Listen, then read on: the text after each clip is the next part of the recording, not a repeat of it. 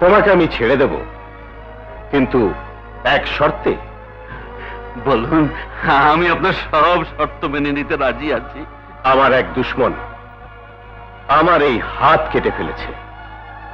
তুমি যদি ওর সাথে লড়াই করে ওকে পরাজিত করতে পারো, তাহলে আমি তোমাকে ছেড়ে দেব। আমার ছেলে, মেয়ে, স্ত্রীকে দেখার জন্য লড়াই কেন? আমি মৃত্যুর মুখে যেতেও প্রস্তুত। আমার বাবাকে এক নজর দেখার জন্য আমি মৃত্যুর মুখে যেতে প্রস্তুত। আমি মোকাবেলার জন্য তৈরি। চান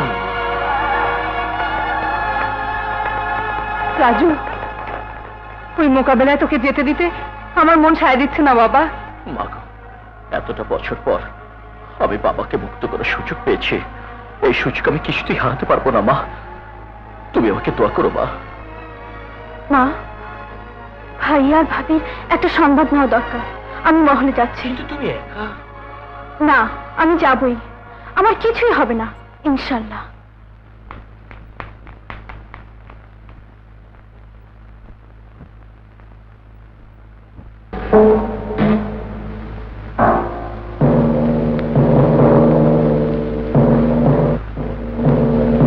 তুই শোন, ভাইয়াকে কারাগারে বন্দি করে রেখেছে কিনা চুপি চুপি গিয়ে দেখে আয়। যা।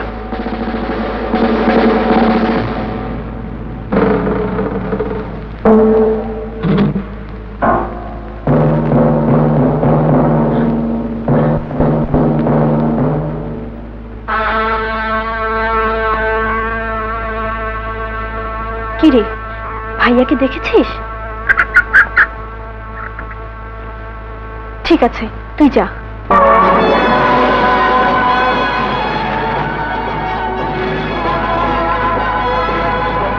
এই নে বাবা।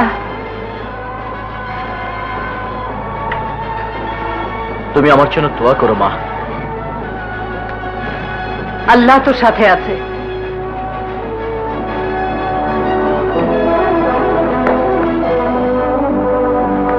খুদা হাফেজ। খোদা হাফেজ মা।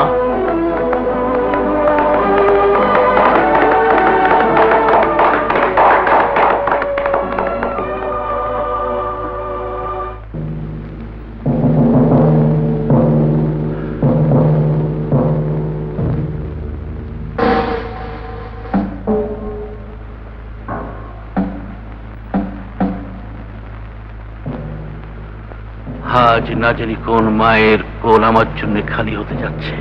আজ না জানি কোন সন্তান আমার জন্য এতিম হতে যাচ্ছে। খোদা, আমি আমার স্ত্রী পুত্রকে একটি বার দেখার জন্য ওই বাহাদুরের সঙ্গে লড়তে এসেছি। খোদা, সে যদি আমার হাতে মারা যায় তাহলে তুমি আমাকে ক্ষমা করে দিও। খোদা, আমার বাবাকে মুক্ত করার জন্য ওই বৃদ্ধের সাথে মোকাবেলা করতে এসেছি। খোদা, সে যদি আমার হাতে মারা যায় তাহলে তুমি আমাকে ক্ষমা করে দিও খোদা।